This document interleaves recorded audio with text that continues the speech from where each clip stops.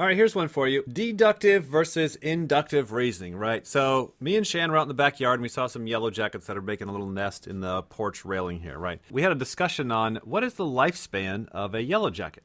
And one of us theorized, I don't think yellow jackets live through the year. I think they just make it to the end of the summer and they die. I don't think those yellow jackets are living longer than just the summer. And so this is kind of a inductive reasoning based upon observations, patterns, guesses, right? And so the inductive reasoning might go along the lines of, well, I'm kind of gathering these assumptions because yellow jackets don't seem to have the necessary body mass to make it through a winter. Or I'm aware that honeybees don't make it through the winter, so probably the yellow jackets don't either. It's just kind of reasoning, guesses, theory based on the observations, right? Now the deductive reasoning is then like, all right, let me pull out my cell phone and actually Google search this. What are the specific facts of how long does a damn yellow jacket actually live? Oh, they only do live a couple months. So the inductive and the deductive reasoning kind of work together. In general, you got the inductive reasoning coming first. That's looking at the observations, kind of making some connections, making some guesses, kind of coming up with a theory, and then stopping there. The deductive is now kind of a little bit more like the standard scientific approach of going, okay, hey,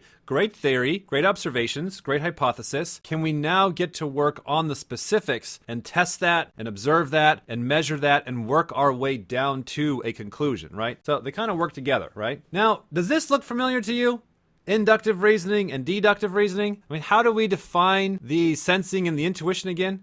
We're really coming to define sensory in a coin with intuition. So you don't have just sensory. You have sensory and intuition. And you may have intuition and sensory. Oh my God, I'm getting a call. When you're using your intuition first, whoever you are, whatever type you are, you're just looking at some patterns, some observations, making some guesses, coming up with a theory, and calling it a day, walking away, right? That's all really intuition is. It just seems to be inductive reasoning. And then deductive is now the sensory of like, all right, let's take it from that theory and let's actually get to work to see if this is actually real in real life. Let's actually measure this. Let's put in the work. Let's respect the sensory. Let's come to a solid conclusion that we can then organize later, right? SESI. So, I know the internet has been talking for years about TI and TE being inductive and deductive, but this is just an observation we had the other day in the backyard. It seems to be a little bit more like sensing and intuition is deductive and inductive, and we all have both, and it's just which one do you prefer when you're going about life? Do you spend a little bit too much more time on the observations and the hypotheses, and then you just leave it there? Or do you really enjoy going beyond just the theory and going, let's actually look at what really is in the sensory, the deductive reasoning?